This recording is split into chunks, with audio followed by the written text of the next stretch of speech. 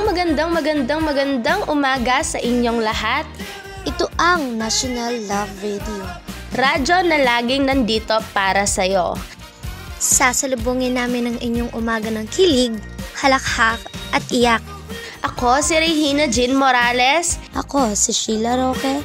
Ito ang RCJB 227 Radyo Aktibo. Ang programang ito ay hatid sa atin ng Sus to Go.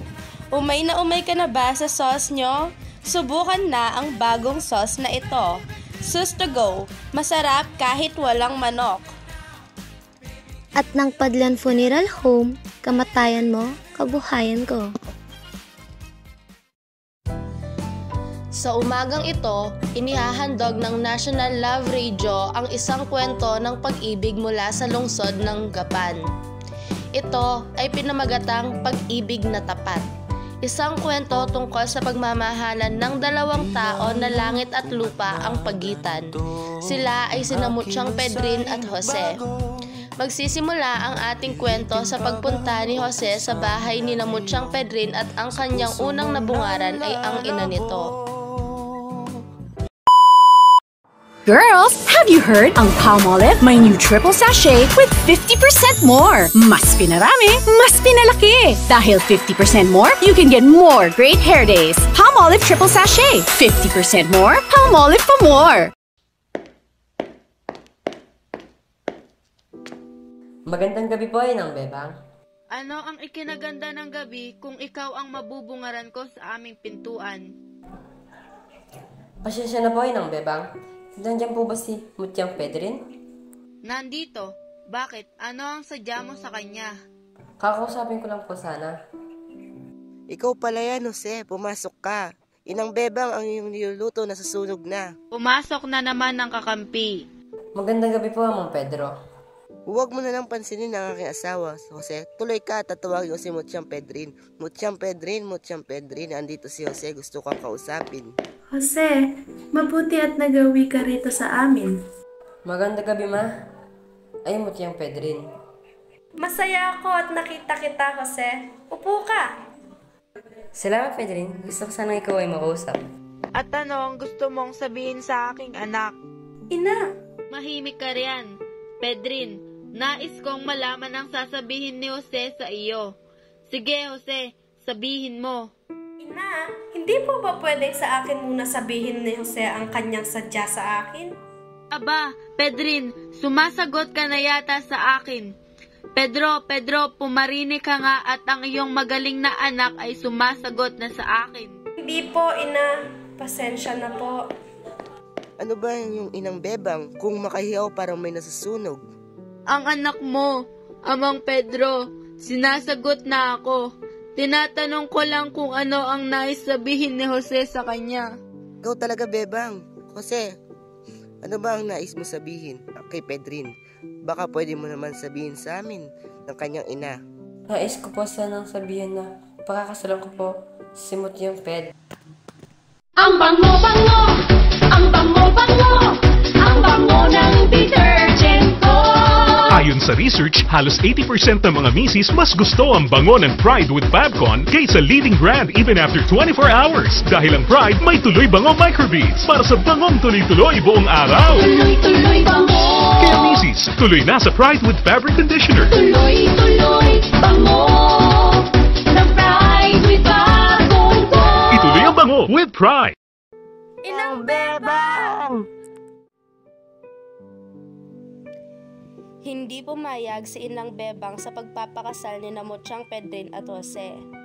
Halos hindi kumakain si Mutyang Pedrin dahil sa sobrang kalungkutan.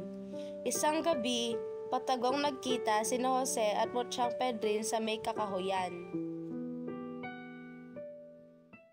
Mutyang Pedrin, dito! Jose! Huwag ka nang umiyak, mahal ko. Sandali na lamang paghihirap. Lumapit na ako sa isang taong mas makapangyarihan kaysa sa iyong ina. Ha? Sino? Malaman mo rin pagdating ng tamang panahon. Pero Jose, hindi na ako makapaghintay. Nais na kitang makasama habang buhay. Magtanan na tayo. Hindi, Mutyang Pedrin. Lalong magagalit ang iyong ina sa akin kapag ginawa natin iyon. Pakitakwil ka niya bilang isang anak. Ano ang dapat natin gawin, Jose? Mahal kita. Mahal mo ako pero ang aking ina ay umaayaw. Halika, Mutyang Pedrin, ihatid na kita sa inyong tahanan.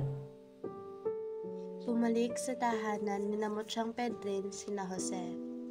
Umiiyak pa rin si Mutyang Pedrin dahil nangangamba siya na baka iyon na ang huli nilang pagkikita ni Jose. Subalit, pagdating nila sa kanilang tahanan, nakita ni Mutyang Pedrin na maliwanag ito at parang may mga tao sa loob at labas ng kanilang tahanan. Jose, bakit maraming tao sa aming bahay? Natatakot ako, Jose, na baka ikaw ay kanilang kunin. Huwag kang matakot, mahal ko. Walang mangyayari sa akin o kahit na sa iyo. Jose, ano ang ibig sabihin nito? Siya ang aking kinausap, mahal ko, para ako'y tulungan para sa ating pag-isang dibdib. Nakita niya ang aking katapatan kaya pumayag siyang kausapin ng iyong mga magulang. Oh, Jose, napakasaya ko ngayon. Sana ay mapasunod niya ang aking ina. Magandang gabi po sa inyong lahat.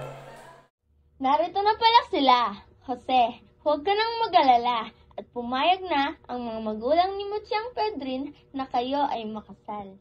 Gusto ko sanang magtampo sa iyo, Jose, at nagpunta ka pa kay Pinuno upang hingin ang kamay ng aking anak. Pero napaliwanagan naman kami ni Pinuno. Pasensya na po sa inyo. Yan lamang po kasi ang naisip ko na maaaring mapagbago sa inyong isip. Inang bebang patawad po. Masaya ako, Jose, at kahit ano pala ang mangyari ay hindi mo iiwan ang aming anak. Hindi ka magsasawang ipaglaban siya. Ngayon, alam kong nasa mabuting kamay si Mutyang Pedrin. Tama ka nga, Inang Bebang. Nasa mabuting kamay ang ating Mutyang Pedrin. Salamat, Ama at Ina.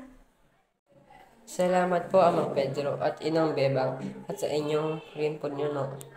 Wala nga naman, Jose. Ihanda ang kasalan ni na Jose at Mutyang Pedrin ngayon. Sa kabilugan ng buwan, magaganap ang kasalan. Masayang lahat habang naghahanda para sa kasal ni Jose at Mutyang Pedrin. Tinulungan ng pinuno na magkaroon ng lupang sakahan si Jose at dahil sa sipag nito, napaunlad niya ang kanilang pamumuhay ni Pedrin. Hinayaan sila ng 3 malulusog na anak.